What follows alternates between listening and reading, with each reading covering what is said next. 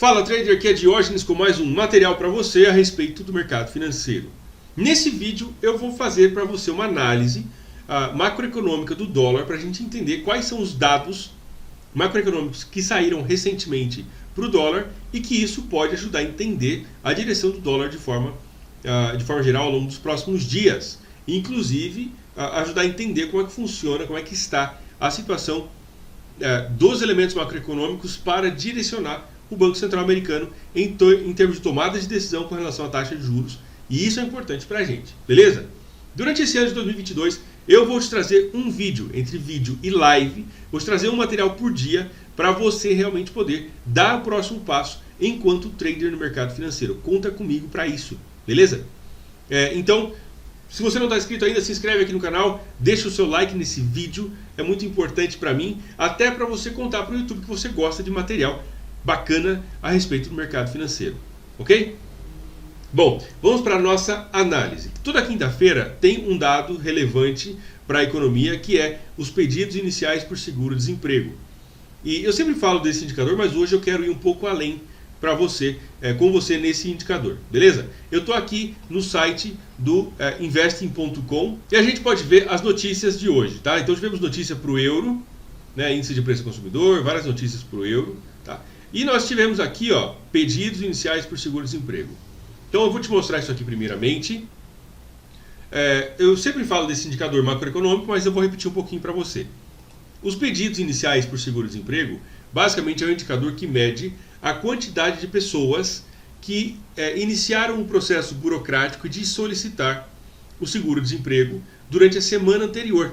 Então, na semana passada, uma certa quantidade de pessoas pediu o seguro-desemprego, dizendo, olha, eu fui demitido do meu trabalho, eu preciso do seguro-desemprego, tá? Então, quer dizer, quanto maior é esse número, quanto mais alto é esse número, significa que mais pessoas estão, ou seja, foram demitidas na semana, nos dias anteriores, e durante a semana passada, ou semana anterior, né, pediram esse seguro-desemprego, tá? Mas se você quiser ler, recomendo você ler, porque isso aqui no Investing é bem explicadinho e acho que é bem legal. Então vou ler rapidamente aqui. Pedidos de auxílio-desemprego medem o número de pessoas que entraram com pedido de seguro-desemprego pela primeira vez durante a semana passada. Este é o primeiro dado econômico dos Estados Unidos, mas o impacto no mercado varia de semana para semana. Uma leitura maior que o esperado deve ser tomado como negativa para o dólar, enquanto que uma leitura menor do que o esperado deve ser tomada como positiva ou bullish, né, para o dólar. Tá? A projeção era que 220 mil pessoas tivessem solicitado seguro-desemprego durante a semana anterior. E o que de fato aconteceu foi que 286 mil pessoas. Isso é um número maior. E aqui já uma dica para você. Uma leitura maior do que o esperado deve ser tomado como negativo para o dólar. Isso deve fazer com que o dólar se desvalorize, perca valor. Então, se você estiver olhando o STJPY, o STCAD, o STCHF, e seguindo, é claro, porque nem sempre o mercado faz aquilo que se espera, mas seguindo aquilo que se espera, vindo uma leitura maior e o STCAD, o STCHF e o STJPY deveriam se desvalorizar com essa notícia. Tá? Nem sempre acontece isso, porque muitas vezes a própria notícia já está precificada e etc. Ou o mercado está esperando por outra notícia importante. Ou às vezes o trader institucional usa esses momentos para reajustar o seu portfólio e acontece exatamente o contrário do esperado. Ok? Mas eu quero mostrar um outro dado para você, para ajudar você a entender. Esse dado sai junto, tá? E a gente pode ver aqui, logo abaixo, média de seguro-desemprego das últimas 4 semanas. E aqui é importante a gente ver isso, tá? Isso aqui não é um indicador importante, a gente pode ver que ele é considerado um indicador de baixa importância, de baixo impacto, tá? A importância é 1 aqui. Porém, eu gosto de olhar para esse indicador para entender se a média está aumentando. O que ele faz? Basicamente é uma média das últimas 4 leituras. É uma média das últimas 4 leituras. Então, quer dizer, imagina que uma leitura veio 200 mil, outra veio 220, outra veio 215 e outra veio 240. Então, se faz uma média disso, tá? E isso aqui, ele mostra pra gente a situação mais próxima de um parâmetro que a gente pode fazer uma comparação com os dados históricos anteriores.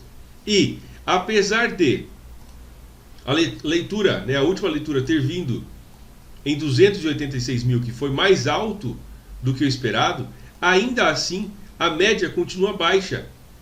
tá? A média continua bastante baixa. A média aqui, não, inclusive não está aqui no dado, né? Deixa eu ver se está para cá. Ok, só um pouquinho. Tá. A média continua baixa, tá? Então a gente pode ver que durante a pandemia, aqui ó, a média chegou em 828 mil pessoas, veio diminuindo, tá? E esse número está bastante baixo. No dia 16 de dezembro a média foi 203 mil, né? No dia 30 foi 199 mil e assim por diante. E agora, vamos voltar um pouquinho aqui para a gente comparar a situação como estava antes do começo da pandemia. E a gente vai conseguir ver isso mais ou menos por aqui. A média de seguro-desemprego estava mais ou menos, podemos dizer, aqui ó. Estava aqui na casa de 212, 209, né? Se a gente fosse colocar uma média, aqui seria de 220 mil mais ou menos, 215, 220 mil. Portanto, a leitura de hoje, em 231, é um pouquinho acima do esperado, porém não chega a ser algo tão gritante, tá? Como, por exemplo, aqui já ó, a média foi para 232 e depois a gente consegue observar, né, aí pulou para 1 milhão e 4 mil, 2 milhões, 4 milhões, a média, tá? 5 milhões e meio de pessoas pedindo seguro-desemprego na semana, 5 milhões e 700, quer dizer, quando a gente compara, e isso é informação importante para a gente comparar a média com os picos, né, os pontos mais altos da leitura macroeconômica, para a gente entender, falar assim, poxa, mas a leitura veio mais alta do que o esperado e o dólar deveria fazer uma coisa e ele fez outra. Mas veja bem, quando a gente começa a estudar esses elementos macroeconômicos de forma mais pontual, a gente começa a entender que não é somente olhar a leitura em si.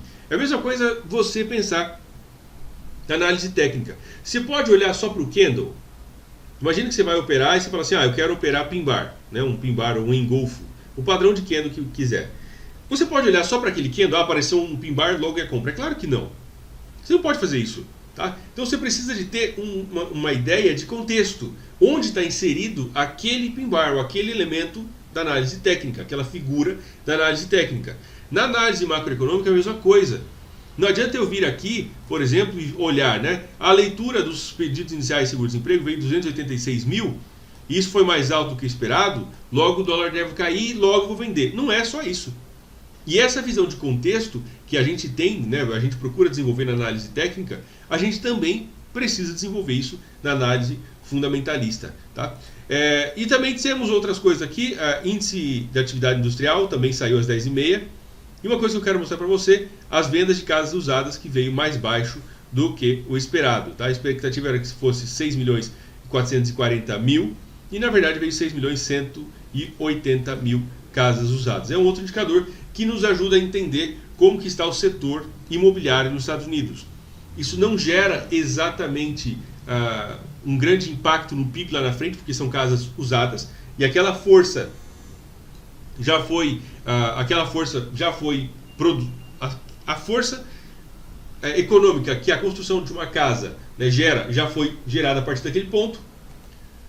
Porém, né, a venda de casas usadas ajuda a gente a entender como é que está, se está aquecido ou não o setor imobiliário nos Estados Unidos. Tá? E a gente pode observar que a leitura, inclusive, está bastante próxima dos topos anteriores. Né? Em 2020 deu uma queda bastante importante, mas depois, agora já está bem próximo dos topos anteriores. O que isso significa para o dólar no curto prazo? Bom, esse mês, dia 25, 26, nós temos a reunião do FONC. Tá? Nós temos a reunião do Banco Central Americano, que vai falar sobre taxa de juros. E é possível, já existe uma possibilidade, de que já nessa próxima reunião se aumente a taxa de juros para o dólar, para conter a inflação. Considerando que o emprego, né, os pedidos iniciais por desemprego, não veio tão acima do esperado, e que a média se mantém baixa, tá? E que a inflação está alta, eu considero que existe uma possibilidade real de que se aumente a taxa de juros no dólar americano. Se isso acontecer, o dólar pode muito bem começar a se valorizar de forma muito forte. E é claro, você precisa ajustar essa realidade, esse dado aí para as suas operações, aquilo que você está fazendo. Beleza? Durante esse ano, já te falei, é um vídeo por dia, então se inscreve aqui no canal, espero que você tenha gostado desse vídeo.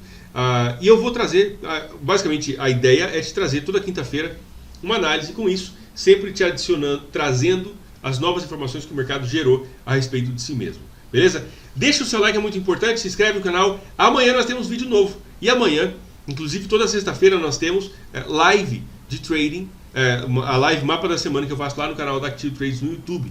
Você está convidado para vir participar comigo e a gente vai ter um papo de forma bem descontraída lá nessa live às 9 horas da manhã. Um forte abraço, fica com Deus, a gente se vê no nosso próximo vídeo ou live e até mais.